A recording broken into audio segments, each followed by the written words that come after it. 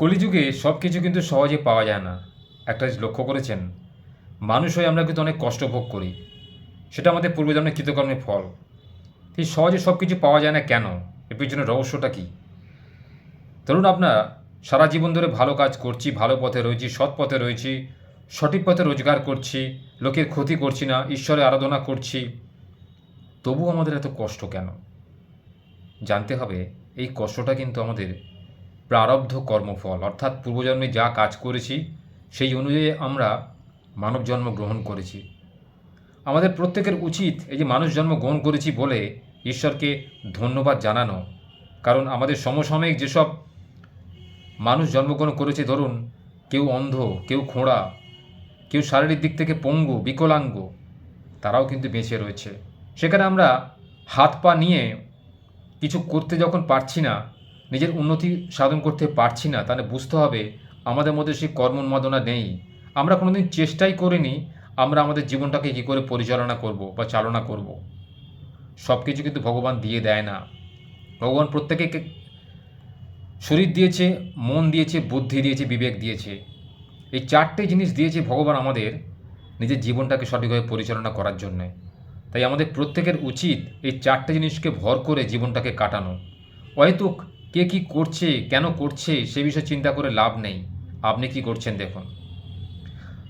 আপনি হয়তো অপরের দেখে দুঃখ প্রকাশ করছেন যে অপরে তো গাড়ি চড়ছে, আমি কেন করতে পারছি না। অপরে তো ভালো দামি জামাকাপড় পরছে, আমি কেন করতে পারছি না। বিদেশ ঘুরে বেড়াচ্ছে, আমি কেন যেতে পারছি না। আমার কেন গরিব অবস্থা, আমি কেন অকিঞ্চন। লক্ষ্য করতে হবে সে নিশ্চয়ই পূর্বজন্মে কোনো ভালো কাজ করেছিল, তাই সেই জন্মে এত ভালো কর্ম, এত ভালো ঘরে জন্মগ্রহণ সে করেছে, তার কোনো অভাব নেই। কিন্তু তাই বলি কি আমি হাত পা নিয়ে বসে থাকবো? আমার এই জন্মে যদি ভালো কাজ হয়, আমি হয়তো আগামী জন্মে তো ভালো ঘরে জন্মগ্রহণ করতে পারি, আমার পুনর্জন্ম হতে পারে। তাই সবসময় চেষ্টা করবেন নিজে যেটা পেয়েছেন সেটাতে সন্তুষ্ট থাকা। আমরা অধিকাংশ কিন্তু সন্তুষ্ট থাকি না ভগবান যা দিয়েছেন। অহেতুক আমরা ভগবানের উপর দোষারোপ করি যে তিনি আমাকে এটা দিলেন না, কেন দিলেন, এরকম তো দেওয়ার কথা ছিল না, আমি তো এরকম লোক নই, আমি তো ভালো লোক, তাহলে কেন এত কষ্ট ভোগ করছি। না, ভগবান আমাদের নিরন্তর প্রতিনিয়ত প্রত্যেককে পরীক্ষা নেন। জীবনে আমরা যুদ্ধ করতে এসেছি, জীবন যুদ্ধ। এই যুদ্ধে জয়লাভ করব কি করবো না জানি না, কিন্তু আমাদের যুদ্ধটাকে কিন্তু আলটিমেট বজায় রাখতেই হবে এবং সেটাকে কিন্তু ঈশ্বরকে সঙ্গে নিয়ে, ঈশ্বরকে ছাড়া কিন্তু যুদ্ধ আমরা করতে পারবো না। কারণ যুদ্ধ করতে গেলে ঢাল তরোয়াল লাগে, সেটা কিন্তু আমাদের বিবেক বুদ্ধি। এই দুটো জিনিস কিন্তু আমাদের প্রত্যেকের জীবনে দরকার। তাই জীবনে বাঁচতে গেলে, সঠিকভাবে বাঁচতে গেলে, সঠিক পথে চলতে গেলে, সঠিক রাস্তাটাকে চয়ন করতে গেলে কিন্তু আপনাকে এই বিচার বুদ্ধিটাকে সঠিকভাবে করে জীবন অতিবাহিত করতে হবে। কারণ সবসময় ভাবতে হবে যে চাইলেই পাওয়া যায় না, সেই পাওয়ার যোগ্য হতে হয়। কোনো জিনিস যদি কারোকে আপনি চাইতেই দিয়ে দেন আপনার সন্তানদের, দেখবেন তার মধ্যে সেই জিনিসটা পাওয়ার মধ্যে আকাঙ্ক্ষা, যে উল্লাস, যে আনন্দ, সেটা কিন্তু পাবেন না। কিন্তু আপনি যদি তাকে কোনো শর্ত দেন যে তোমাকে পরীক্ষায় এত নম্বর পেতে হবে বা ফার্স্ট আসতে হবে, তবেই কিন্তু তিনি দ্রব্যটা পাবে। দেখবেন তার মধ্যে সেই উন্মাদনা থাকবে, সেই উত্তেজনা থাকবে যে আমাকে পাস করতেই হবে, তবে কিন্তু বাবা মা আমাকে এই জিনিসটা দেবে।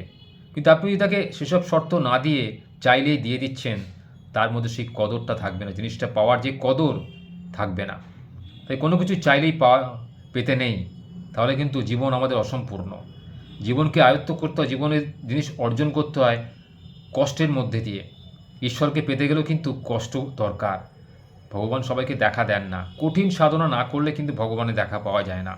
আজকে সাধক বামাক্যাপা, শ্রীরামকৃষ্ণ পরমহংসদেব, তারা কিন্তু কোটিপতি ছিলেন না, তারা কিন্তু একজন সাধারণ মানুষ ছিলেন, কিন্তু তাদের মনটা ছিল ঈশ্বরপ্রেমী, ঈশ্বরমুখী। তাই তারা কিন্তু ঈশ্বরের দেখা পেয়েছিলেন, ঈশ্বরের সাধনা করে আজকে বিখ্যাত হতে পেরেছিলেন।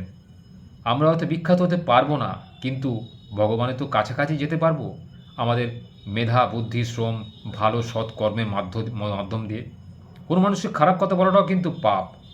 কারোকে মনে আঘাত দিয়ে কোনো কথা বলবেন না। যা সে আপনাকে বলছে তার প্রত্যুত্তর দেওয়া মানেই আপনি তার পর্যায়ে চলে গেলেন।